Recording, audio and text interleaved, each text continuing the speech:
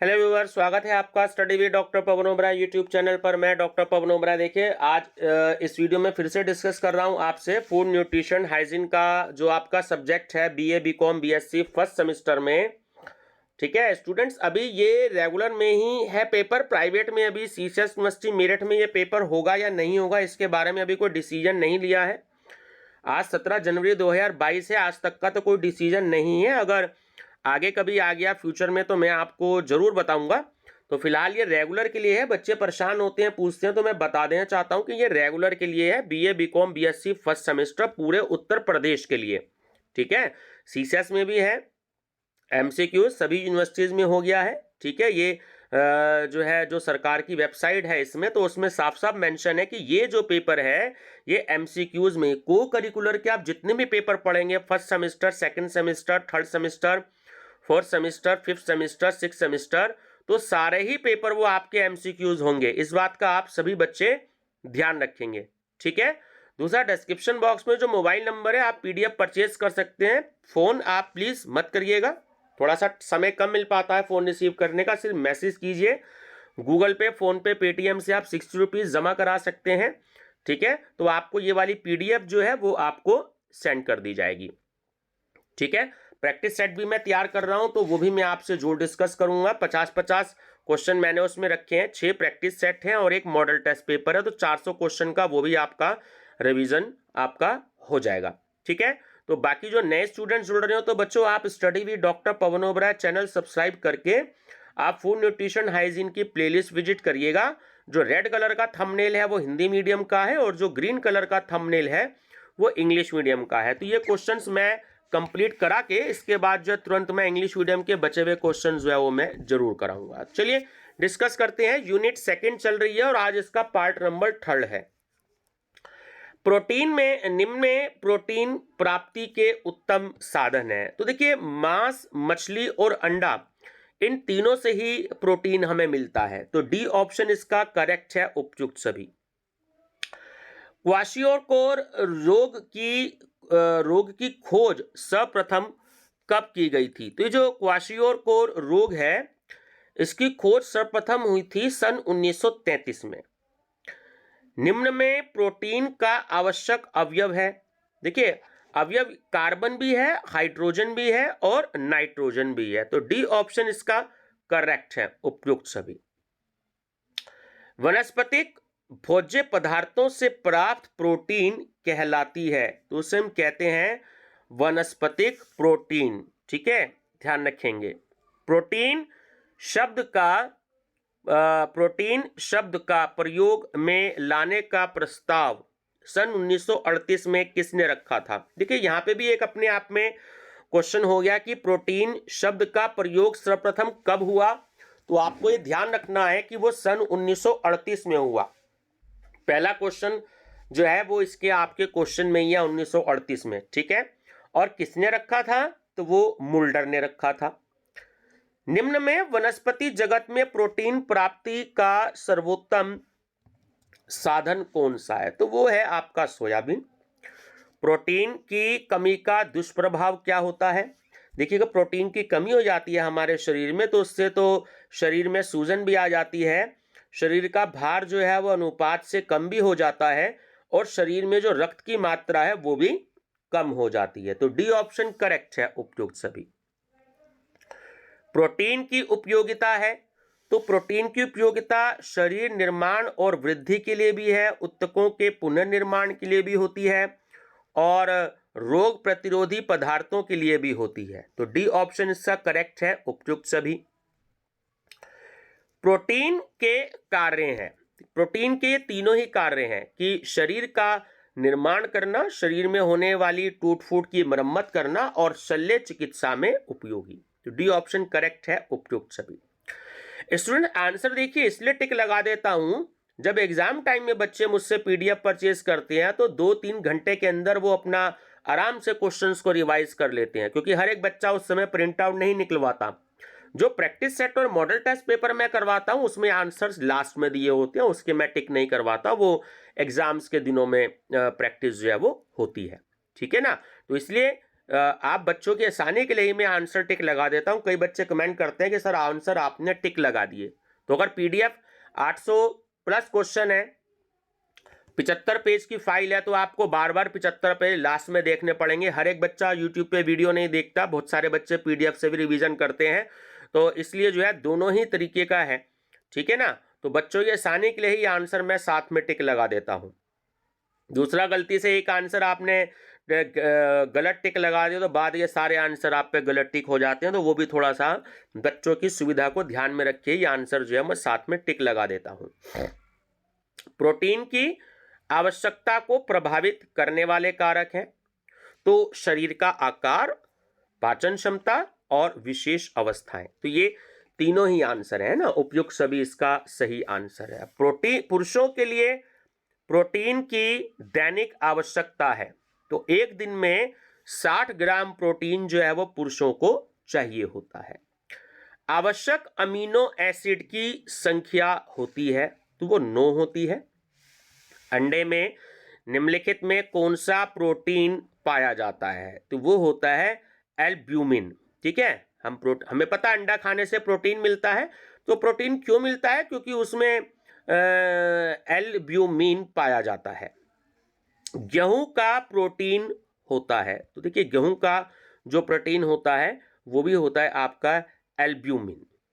Protein पाचन क्रिया के बाद परिवर्तित होती है, तो वो अमीनो एसिड में हो जाती है। इंग्लिश में एसिड बोलते हैं, हिंदी में अम्ल बोलते हैं, तो अमीनो अम्ल में हो जाती है। बालकों की वृद्धि में सर्वाधिक महत्वपूर्ण तत्व कौन सा है, तो वो है प्रोटीन।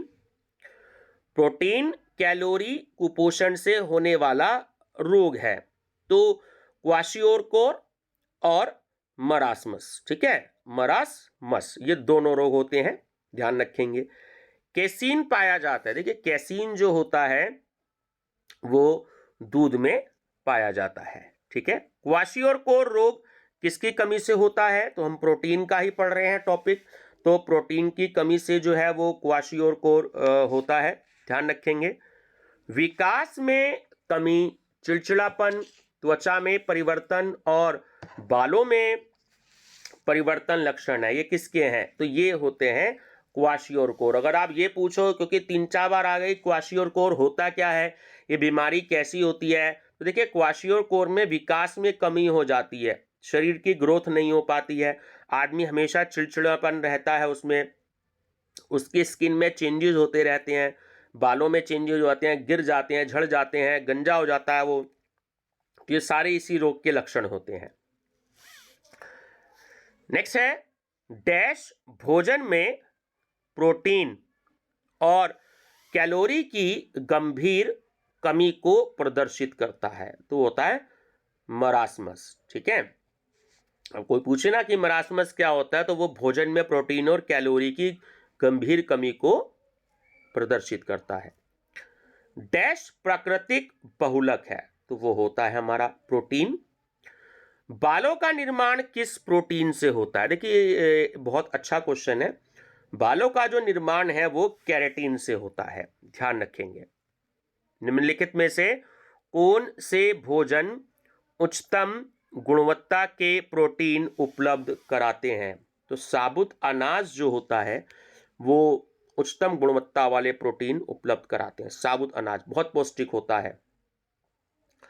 प्रोटीन की आवश्यकता को प्रभावित करने वाले कारक हैं, तो शरीर का आकार, पाचन क्षमता और विशेष अवस्थाएं, है ना, ये सभी होते हैं। देखो 3-4 क्वेश्चन जो हैं ये रिपीट हो गए हैं, थोड़ी सी लैंग्वेज में चेंज कर दिया जाता है, तो ध्यान रखना, उससे आपका एक रिवीजन भी हो जाएगा कि पुरुषों के लिए प्रोटीन की दैनिक आवश्यकता कितनी होती है। अभी हमने पढ़ा था थोड़ी देर पहले 60 ग्राम होती है, ठीक है। अब देखिए वहां पर 1938 था, यहाँ पर 1938 नहीं दिया है, तो 1938 को हटा दिया। तो ऐसा कोई क्वेश्चन पूछ सकता है कि प्रोटीन नाम सर्वप्रथम किस वैज्ञानिक द्वारा प्रस्तावित किया गया, तो लैंग्वेज को थोड़ा सा चेंज कर दिया है, तब भी आंसर है आपका मुल्डर, ध्यान रखेंगे। आवश्यक एमिनो एसिड की संख्या कितनी होती है, तो अभी हमने बताई थी 9। प्राणीज जगत से प्राप्त भोज्य पदार्थों से प्राप्त होने वाले प्रोटीन को कहते हैं, तो उसमें से कहते हैं प्राणीज प्रोटीन। प्रोटीन प्राप्ति के साधन हैं, तो सोयाबीन भी है, मूंगफली भी है और सेम भी है। ठीक है, चलिए, क्वाशियोर रोग की खोज सर्वप्रथम कब हुई थी? तो ये क्वेश्चन पहले आ चुका है, लेकिन लैंग्वेज थोड़ी सी चेंज है, तो वो सन 1993 में हुई थी। वानस्पतिक भोज्य पदार्थों में प्रोटीन से प्राप्त प्रोटीन कहलाती है, तो वो होती है वानस्पतिक प्रोटीन। दूध में प्रोटीन के रूप में होती है, तो वो होती है केसीन। देखिए, पहले ये था क्वेश्चन कि दूध में क्या होता है ना, तो वो था केसीन। अब दिया गया क्वेश्चन कि दूध में प्रोटीन के रूप में क्या होता है, तो लैंग्वेज थोड़ी सी चेंज हो गई है, तो केसीन होता है। दालों में सबसे अधिक मात्रा में मिलता है, क्या मिलता है? कार्बोज। निम्न में वनस्पति प्रोटीन का शरीर निर्माण मूल्य है, तो वो होता है 35 से 40%। निम्न में से प्रोटीन का आवश्यक अवयव, देखिए, कार्बन भी होता है, हाइड्रोजन भी होता है और नाइट्रोजन भी होता है, तो डी ऑप्शन करेक्ट है, उपयुक्त सभी। सोयाबीन में सबसे अधिक पाया जाता है। देखिए, एक पहले क्वेश्चन था कि प्रोटीन निम्नलिखित में से सबसे अधिक किस में पाया जाता है, तो वहां आपको ऑप्शन दे दिए थे। अब लैंग्वेज चेंज कर दिया, ये पूछा है कि सोयाबीन में सबसे अधिक क्या पाया जाता है, तो प्रोटीन पाया जाता है। अब प्रोटीन शब्द का प्रयोग में लाने का प्रस्ताव सर्वप्रथम 1838 में किसने रखा? देखिए, ये क्वेश्चन दोबारा से आ गया है। ठीक है, ये एक्चुअली 1938 है, 1838 जो है वो थोड़ा सा मिसप्रिंट है। ठीक है ना, तो 1938 सही है, तो वो हुआ मुल्डर ने। निम्न में से प्रोटीन प्राप्ति के उत्तम साधन है। देखिए, प्रोटीन प्राप्ति के जो उत्तम साधन है वो मांस भी है, मछली भी है और अंडा भी है, तो डी ऑप्शन करेक्ट है, उपयुक्त सभी। बच्चों में प्रोटीन की कमी से होने वाला रोग है, तो वो होता है क्वाशियोरकर। प्रोटीन की उपयोगिता है, देखिए, प्रोटीन शरीर निर्माण और वृद्धि के लिए भी, ऊतकों के पुनः निर्माण के लिए भी और रोग प्रतिरोधी पदार्थों के लिए भी, तो डी ऑप्शन इसमें से बिल्कुल करेक्ट है, उपयुक्त सभी। निम्न में से वनस्पति जगत में प्रोटीन प्राप्ति का सर्वोत्तम साधन है, तो वो है आपका सोयाबीन। निम्न में से प्रोटीन की जरूरत सबसे अधिक किसे होती है? तो देखिए, ये एक अपने आप में बहुत बड़ा बहुत अच्छा क्वेश्चन है। प्रोटीन की सबसे अधिक जरूरत होती है 25 वर्ष की महिला को, इस बात का आपको ध्यान रखना है, 25 वर्ष की महिला को। प्रोटीन के कार्य हैं, तो प्रोटीन के कार्य शरीर का निर्माण करना भी होता है, शरीर में होने वाली टूट फूट की मरम्मत करना भी होता है और शल्य चिकित्सा में उपयोगी भी होती है ये, है ना, तो डी ऑप्शन करेक्ट है आपका, उपयुक्त सभी। अंडे में सबसे अधिक मात्रा में पाया जाता है, तो प्रोटीन पाया जाता है। प्रोटीन की कमी का दुष्प्रभाव क्या होता है? देखिए, शरीर में सूजन आ सकती है, शरीर का भार अनुपात से कम हो सकता है। इस लाइन का मतलब यह है कि मान लीजिए कि आपकी 5x5 की हाइट है, यानी कि आप 65 इंच की आपकी हाइट हो गई, तो कम से कम 65 किलो तो वेट होना ही चाहिए, थोड़ा बहुत इससे ज़्यादा भी लोगों का होता है। पता लगा 65 किलो आपका वेट नहीं है, आपका वेट जो है 50, 55, 45 ज़्यादा है। ठीक है, तो भार के हिसाब से अनुपात कम हो जाना, ये भी आप इस चीज़ को ध्यान रखेंगे। और शरीर में रक्त की मात्रा भी कम होना, इसको बोलते हैं हीमोग्लोबिन, HB से हम इसको डिनोट करते हैं। और जब शरीर में खून की कमी हो जाती है तो हम उससे कहते हैं कि आपको एनीमिया की बीमारी होगी। ठीक है, अब आगे कुछ क्वेश्चंस हम स्टडी करेंगे विटामिन के। ये क्वेश्चंस तो प्रोटीन के थे, अब विटामिन की हम स्टडी करेंगे कि विटामिन शब्द सर्वप्रथम किस वैज्ञानिक द्वारा प्रस्तावित किया गया? वो किया गया फंक ने। ठीक है, प्रोटीन किया गया मुल्डर ने और विटामिन किया फंक ने। नाइसिन की प्राप्ति का मुख्य साधन है, तो वो है सूखा पनीर। विटामिन के की प्राप्ति के मुख्य स्रोत क्या है? तो पालक, मटर और पत्ता गोभी, इन सभी से जो है विटामिन के की प्राप्ति होती है। विटामिन B1 की कमी से मनुष्य में यह रोग हो जाता है। जो बेरी हो जाता है वो विटामिन B1 की कमी से होता है।